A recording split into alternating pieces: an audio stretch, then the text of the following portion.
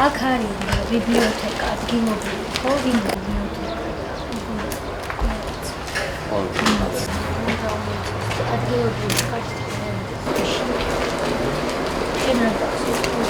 კი, მე საერთოდ მახსოვს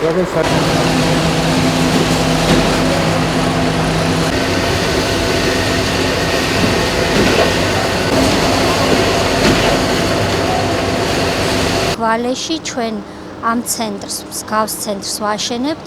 მშენებარია კიდევ 10 ცენტრი, რაც იმას ნიშნავს, რომ ჩვენ 4 წლის თავზე გვექნება ძალიან სერიოზული მასშტაბური ინფრასტრუქტურა მთელი საქართველოს მასშტაბით. სოფლის ხალხს ეს ძალიან უხარია და ის პრიორიტეტი, რაც მე ყოველთვის მქონდა, რომ სერვისების ხელმისაწვდომობა არ უნდა იყოს დიდი ქალაქების ფუფუნება იუსტიციის სახლების სახით, მიღწეულად შეიძლება ამის შემდეგ ჩაითვალოს.